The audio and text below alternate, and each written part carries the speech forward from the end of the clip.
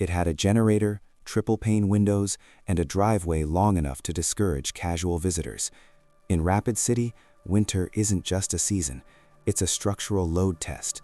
That night in December, the test was failing.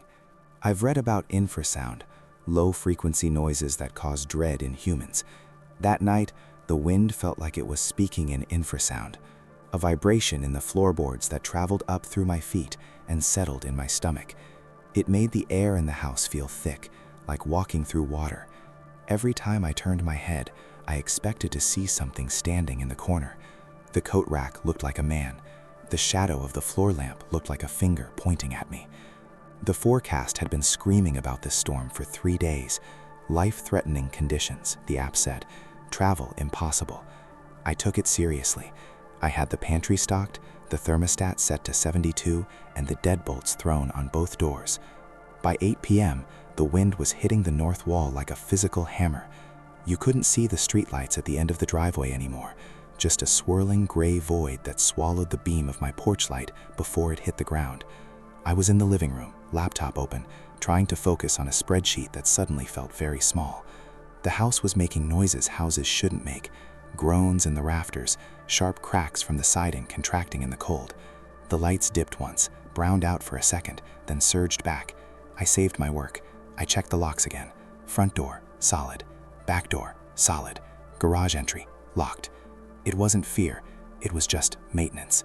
Checking the perimeter is what you do when the world outside becomes hostile. I thought about the concept of sanctuary. We build walls to keep the weather out, but mostly we build them to keep the other out, the things that don't follow our rules. But walls are just wood and gypsum. Glass is just melted sand. We put so much faith in materials that can be broken with a rock. Instead of a steady roar, it became rhythmic. Gust, silence, gust. In one of the silences, I heard it. Not a branch hitting the siding, not the house settling. A knock. 3 distinct, deliberate raps on the front door. I froze. My brain immediately tried to reject it. Nobody walks up a quarter-mile driveway in a blizzard. Nobody is out in this unless they're dying. I waited, staring at the hallway that led to the foyer. Maybe it was ice falling from the gutters. Maybe it was a bird hitting the glass. Knock, knock, knock. Louder this time. Harder. Someone was standing on my porch. I got up, moving quietly in my socks, and walked to the entryway. The cold radiating off the door was palpable even from 3 feet away. I didn't ask, "Who is it?" I went straight to the peephole. The cold was a physical presence in the room. Even with the furnace running, drafts snaked across the floor like invisible vines. They wrapped around my ankles. They whispered against the back of my neck. I turned the thermostat up, but the chill wasn't thermal. It was proximity. It was the temperature of something wrong standing just inches away, separated only by a layer of argon gas and glass. The porch light was a hazy yellow cone in the blowing snow. Standing directly in the center of it was a man. He wasn't dressed for a blizzard. He was wearing a light windbreaker, jeans, and sneakers. No hat, no gloves. His hands were down at his sides, fingers loose, not curled into fists for warmth.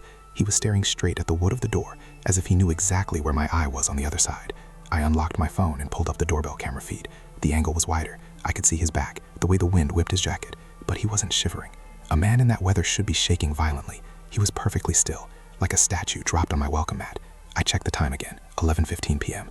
Time moves differently during a siege. Minutes stretch into hours. You become hyper-aware of your own biology, the sound of your pulse in your ears, the dryness of your mouth. To go to the bathroom, but that meant leaving the central hallway. It meant entering a small room with no exit.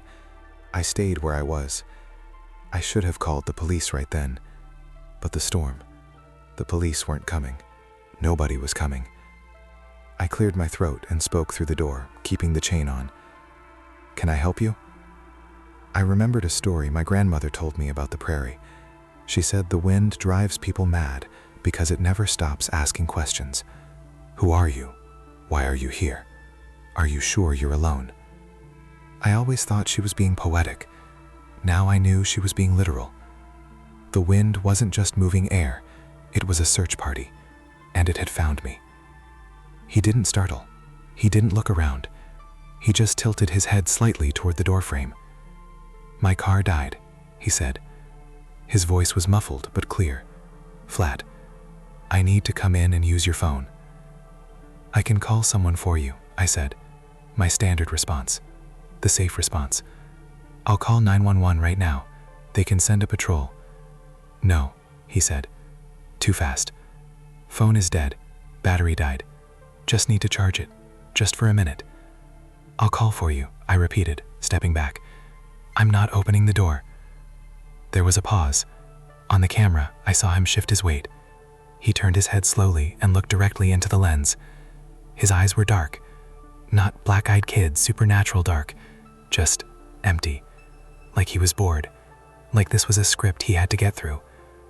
I looked at the front door again. Solid oak, reinforced frame. Deadbolt with a 1-inch throw. It looked strong. But strength is relative. Against a shoulder, it was strong. Against a battering ram, it was weak. Against something that could float over snow and mimic a human voice, it was just a suggestion. A polite request to stay out. And politeness was failing. It's cold out here, he said. I'm freezing. He said the words, but he didn't sound cold. He sounded like he was reading a weather report. Please open the door. It's unsafe. I know it's unsafe, I said, my voice rising. That's why I'm calling the police. Don't do that, he said. Just open the door. It vibrated slightly from the pressure. He wasn't knocking anymore. He was pressing, testing the latch. I backed away into the kitchen. I grabbed the landline. Yes, I still had one, for emergencies, and dialed 911. The line clicked. Static. Then a busy signal. The storm must have knocked out the local exchange or overloaded the circuits. I looked at my cell. SOS only. The tower was down. I was alone. Technically, I had been alone all night, but now the aloneness felt different. It felt like a cage. The silence between the gusts was worse than the noise. In the noise, you could imagine the world was just chaotic. In the silence, you could hear the intent. The scrape of a zipper against siding, the squeak of a shoe on the decking, the wet, heavy breathing of something that shouldn't be breathing at all. I held my breath, trying to become invisible through stillness.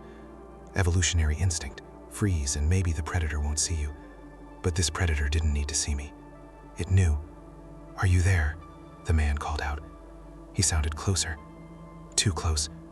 I looked at the front door. He wasn't yelling. How did he sound so close? I wondered what it, looked like when he wasn't trying to be human, when the face relaxed, when the posture slumped. Did he dissolve into mist? Did he unfold into something with too many limbs? The image of the handprint on the glass flashed in my mind.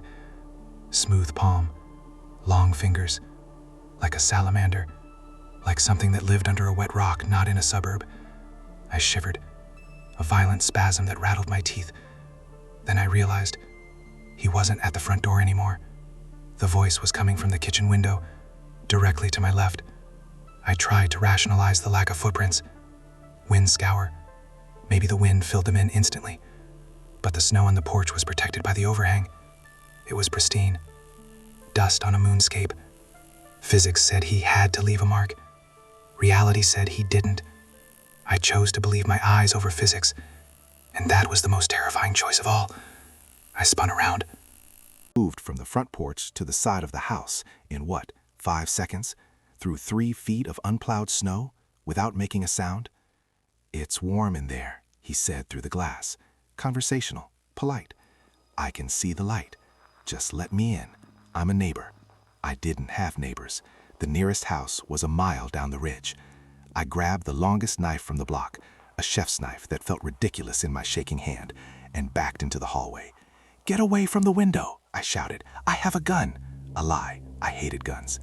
I don't believe you, he said. He didn't sound scared. He sounded amused. A finger tapped on the glass. Tap, tap, tap. The same rhythm as the door. I ran to the living room, checking the big picture window. Nothing there, but the feeling of being watched was itching under my skin. I turned off the lights. Darkness was better. If I couldn't see out, he couldn't see in. I crouched behind the sofa, listening. The wind howled, masking everything. Then, from the back of the house, the patio door, a handle rattled. Jiggle, jiggle, stop. He was circling, testing every seal, looking for the one mistake I might have made. I crawled to the hallway that looked toward the back. The patio doors were glass, floor to ceiling. I had pulled the heavy curtains, but a sliver of gap remained in the middle. I watched that gap. A face appeared in it, pale, unblinking, pressed right against the glass. He smiled. It wasn't a smile. It was a baring of teeth, too wide, too static, like a dog mimicking a human expression it didn't understand. "I can see you," he whispered. Impossible. He couldn't hear me. The glass was double-paned. The wind was screaming, but I heard him clearly inside my head. Or maybe he was just speaking loud enough to vibrate the pain. "You're hiding. That's rude." I scrambled back, knocking over a vase. The crash sounded like a gunshot. The face in the window didn't flinch. It just stayed there, grinning. Then he lifted a hand and placed it on the glass, high up. Floating. "Let me in." The command wasn't polite anymore. It was heavy. It felt like pressure in my ears. I squeezed my eyes shut and started reciting the only thing my brain could find, my address, over and over, anchoring myself to the reality of the map. I am at 440 Ridge Lane. I am at 440 Ridge Lane. When I opened my eyes, the gap in the curtains was empty. I didn't move for an hour. I sat there with the knife, waiting for the glass to shatter, waiting for the lock to snap. The wind kept hitting the house, but the rhythmic tapping didn't come back. The voice didn't come back.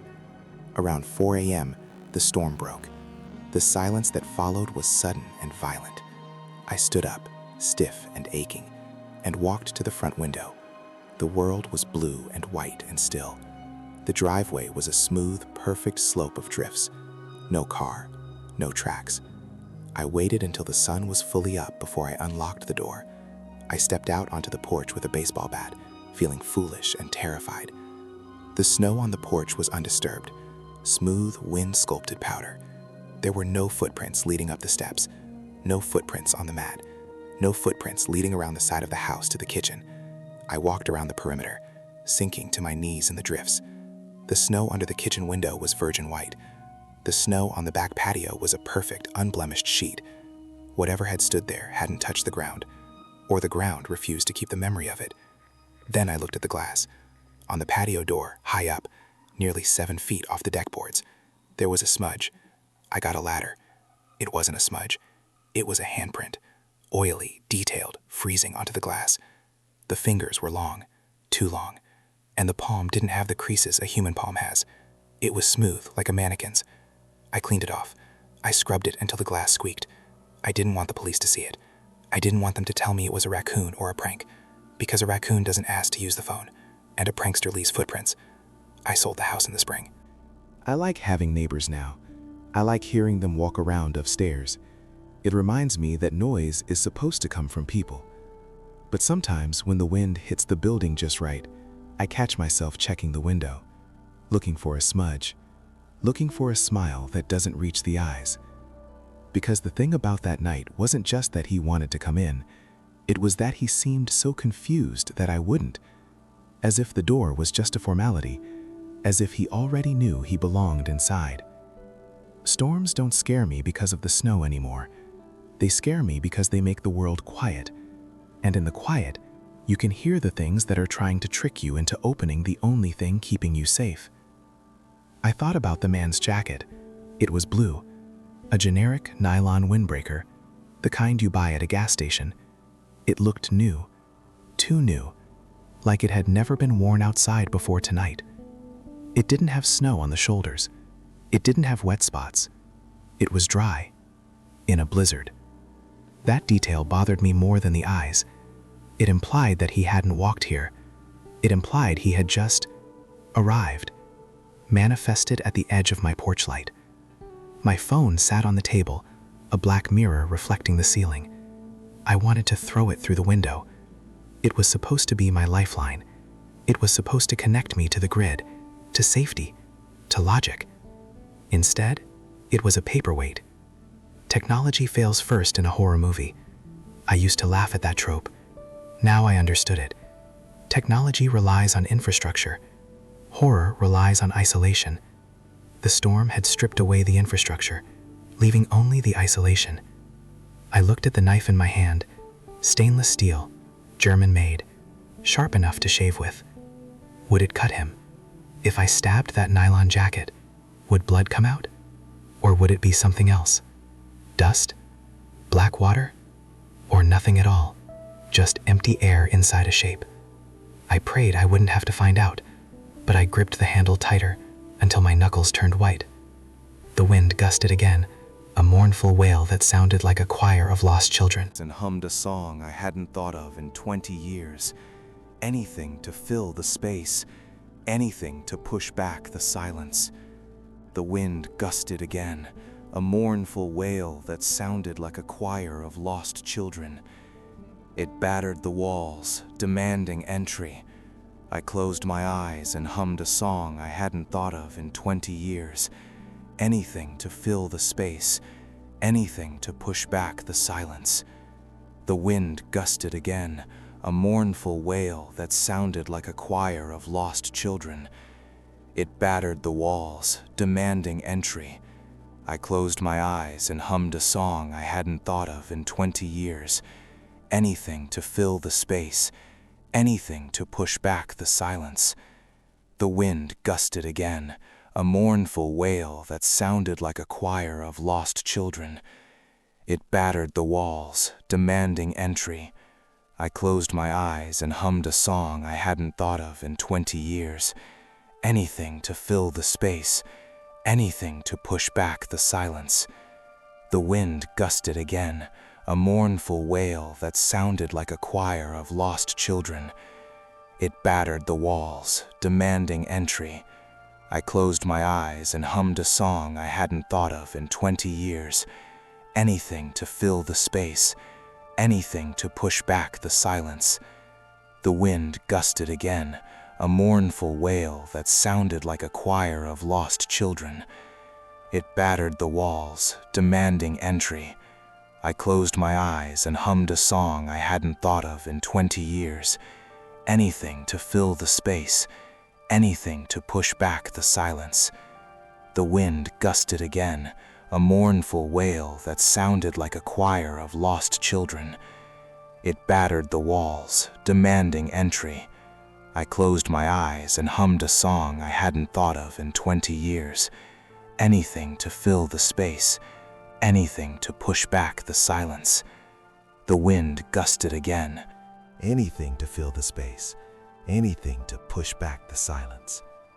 The wind gusted again, a mournful wail that sounded like a choir of lost children. It battered the walls, demanding entry. I closed my eyes and hummed a song I hadn't thought of in 20 years. Anything to fill the space, anything to push back the silence. The wind gusted again, a mournful wail that sounded like a choir of lost children. It battered the walls, demanding entry. I closed my eyes and hummed a song I hadn't thought of in 20 years.